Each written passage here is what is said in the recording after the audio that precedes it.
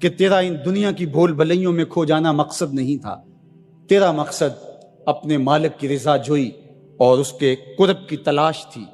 تو فرمایا بل توسرون الحیات الدنیا، تمہارا ترجیحی انداز کیا ہے کہ تم دنیا کی جیتی زندگی کو ترجیح دیتے ہو، والآخرۃ خیر وابقی، حالانکہ آخرت بہتر بھی ہے اور آخرت دائمی بھی ہے، نہ ختم ہونے والی زندگی ہے آخرت، کبھی ختم نہیں ہوگی۔ یہ دنیا جتنی بھی ہو، ایک آدمی 100 سال بھی زندگی پائے تو پھر بھی تو موت ہی ہے۔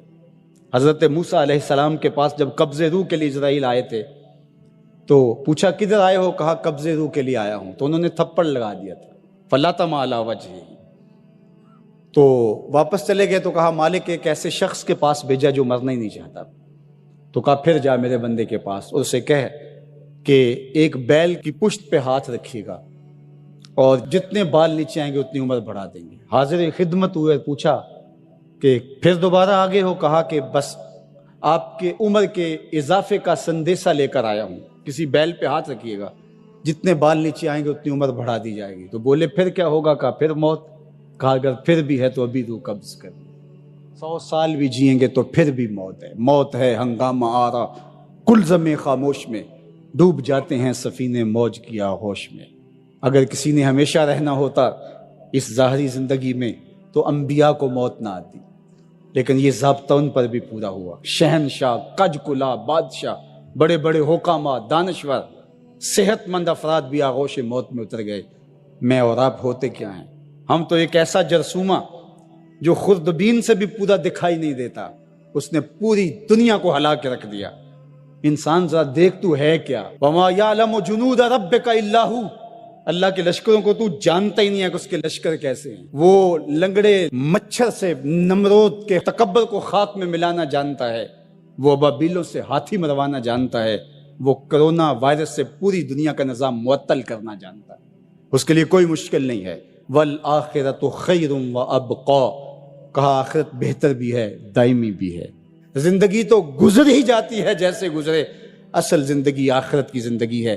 خندق کھودتے صحابہ پر پیار آیا تو یہی کہا اللہ زندگی وہی ہے جو آخرت کی زندگی ہے، میرے انصار کو بھی بخش دے، میرے مہاجروں کو بھی بخش دے۔ یہ زندگی اچھی بنا لیں، میں نہیں آپ کو روکتا، گھر بھی اچھا بنا لیں، گاڑی بھی آپ کے پاس اچھی ہونی چاہیے، اچھا کھائیں اچھا پہنیں، بالکل نہیں روکتا، شریعت بھی منع نہیں کرتی، لیکن یہ چیزیں اگر آخرت کے سودے پر ہوں، آخرت کو برباد کر کے حاصل کی جائیں تو یہ خسارے کا سودا ہے۔ اور اگر آخرت کا کچھ نہیں بگڑتا اور دنیا کی زندگی بھی سنورتی ہے تو یہ راستے ملتے ہیں، ہمارا دین ہمیں راستہ دیتا ہے۔ تو آئیے یہ جہاں بھی سوار لیجئے، وہ جہاں بھی سوار لیجئے، میں اور آپ ایک ایک سانس اللہ کے لیے، اس کے رسول کے لیے بسر کریں۔ ہم جئیں تو اس کے لیے، ہم مرے تو اس کے لیے۔ اللہ ہم کو دنیا آخرت کی بلائیاں نصیب فرمائے۔ انسانی فطرت ہے کہ وہ بھاگتا ہے نقد کی طرف، اور دنیا کی زندگی اس کے لیے ایک میٹھا خواب ہے، حلم کہا گیا، میٹھا خواب، اور وہ بھول جاتا ہے کہ یہ سب کچھ ٹوٹ کے بکھر جانے والی چیزیں اور یہ سب کچھ یہاں رہ جانے والا ہے۔ دنیا اس کو میٹھی لگتی ہے، دل آویز لگتی ہے، اور اس دل آویزی میں اتنا کھو جاتا ہے کہ وہ اپنے مقصد زندگی سے منحرف ہو جاتا ہے، جو اس کا مقصود حیات تھا، جس کے لیے اس کی تخلیق ہوئی ہے، اس سے وہ پھر جاتا ہے۔ جب کسان ہل چلاتا ہے اور فصل پکتی ہے تو چڑیاں آ کے اس فصل کو چگ جاتی ہیں، کچھ دانے اٹھا کے لے جاتی ہیں، تو روایت میں آتا ہے کہ وہ اٹھائے ہوئے جو دانے چڑیاں لے گئی ہیں، اللہ ان کو بھی اس کسان کے نامہ اعمال میں صدقے کے ثواب میں لکھتا ہے۔ تو یہ دین ہے ہمارا۔ ما وعدہ فی امرا فیا صدقہ، جو تم کمائی بیوی کو لا کے دیتے ہو، اس کے منہ میں رکھتے ہو، برگر کھلاتے ہو، تو بیوی کو جا کے تم جو چیز کھلاتے ہو لا کے، اور اس سے وہ خوش ہوتی ہے اور تمہیں بھی اس سے مسرت ہوتی ہے، تو فرمایا کہ وہ جو تم نے کمائی کر کے لقمہ لا کے بیوی کے منہ میں دیا اور وہ خوش ہوئی، تو فرمایا تمہارا وہ بھی نامہ اعمال میں صدقے کے کھاتے میں لکھا جائے گا۔ تمہارا دین تو کتنا آسان دین ہے، تمہارا دین تو اتنا اچھا دین ہے، صرف یہ ہے کہ نیت کے فرق سے میں نے کہا چور اور چوکیدار بنتا ہے، اس نیت کے قبلے کو درست کرنا ہے، اس لیے اس کو ثلث دین کہا گیا ہے، انما الاعمال بالنیات۔ تو ہم اس کے لیے جیتے ہیں، میری زندگی کا مقصد تیرے دین کی سرفرازی، میں اسی لیے مسلمان، میں اسی لیے نمازی، بات ختم، ہم بس اسی کے لیے جی رہے ہیں۔ اسی کا حکم ہے اپنی اولاد کی اچھی تربیت کرو، ان کو دین کے سپاہی بنانا ہے، اس کو اللہ کے مطیع اور فرما بردار بندے بنانا ہے۔ اس کے لیے جو تم کوشش کر رہے ہو تو تمہارا یہ صدقہ لکھا جا رہا ہے۔ تم مجاہد فی سبیل اللہ ہو، تم اپنی اولاد کے لیے اس لیے کمائی کر رہے ہو کہ ان کو جو ہے وہ اللہ کا ایک مطیع بندہ بنانا ہے۔ تم اپنے ہمسایوں کے ساتھ اس لیے سلوک کر رہے ہو کہ ہمسائے ہیں اور اللہ رسول کا حکم ہے اور میں نے ہمسایوں کے ساتھ اچھا سلوک کرنا ہے۔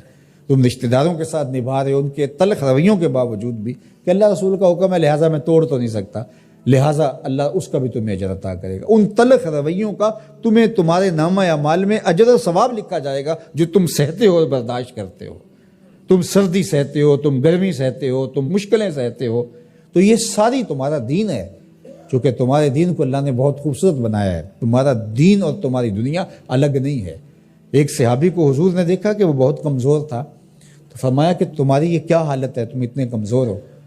اس نے کہا میں نے اللہ سے ایک دعا مانگی تھی، شاید وہ قبول ہو گئی۔ فرمایا کیا ہوا؟ میں نے دعا مانگی تھی اللہ جو آخرت کے حصے کے دکھ ہیں وہ بھی دنیا پہ بھیج دے اور میری آخرت صاف ہونی چاہیے، تو شاید میری دعا قبول ہو گئی ہے، اور مجھے بہت ساری بیماریاں، دکھ اور اذیتیں ہیں جنہوں نے مجھے گھیر رکھا ہے۔ تو اس پر حضور خوش ہونے کی بجائے اسے ناراض ہو کے کہا کہ تو نے یہ کیوں کہا کہ آخرت کے حصے کے دکھ دنیا پہ آ جائیں؟ تو نے یہ کیوں نہیں کہا ربنا آتنا فی الدنیا حسنۃ وفی الآخرۃ حسنہ، اللہ مجھے اس جہاں میں بہتریاں دے دے، اس جہاں میں بہتریاں دے دے۔ تو یہ زندگی اچھی جئیں، اچھی سواری، اچھی بیوی اور کشادہ مکان انسان کی خوش قسمتی سے، مسلمان کی، مومن کی خوش قسمتی سے بتایا گیا ہے۔ اچھا اللہ آپ کو گھر دے، اس میں آسودہ رہیں، اللہ آپ کو اچھی فرما بردار نیک صالحہ بیوی دے، بہت اچھی بات ہے، اللہ آپ کو اچھی گاڑی دے دے تو اس میں کوئی گناہ نہیں ہے، کوئی برائی نہیں ہے، اچھی بات ہے۔ یہ نہیں ہے کہ دین یہ ہے کہ آپ اپنے تن کے کپڑے بھی اتار کے پھینک دیں اور سردی میں ننگے ہو کے بیٹھ جائیں، یہ کوئی دین ہے، یہ نہیں ہے۔ ہمارا دین کیا ہے؟ تمہاری نیت کا قبلہ درست ہو، تمہیں جو ملتا ہے تھوڑا ہے یا زیادہ اس پہ تم راضی ہو، تھوڑا ملے تو پھر بھی مالک تیری مرضی میں اس پہ راضی ہوں، اور زیادہ ملے مالک میں تیری مرضی پہ اور تیری عطا پہ راضی ہوں۔ تھوڑا ملے تو صبر کرے، زیادہ ملے تو بانٹنا شروع کر دے، بات ختم ہو گئی۔ اور کاروبار کرے تو اللہ کی رضا کے لیے جائے، اور بچوں کو ایک اچھی تربیت کی نیت سے گھر سے نکلتا ہے، حتیٰ کہ جو کاروبار کرتے ہوئے مشقتیں آتی ہیں، ٹینشنیں آتی ہیں، پریشانیاں آتی ہیں، جھٹکے لگتے ہیں، انسان کو گاہک کے رویے کی وجہ سے کسی نے ادھار لے لیا، وہ پیسے نہیں دے رہا، بار بار اس کو کہنا پڑتا ہے، اس کے سخت اور تلخ رویے ہیں، یہ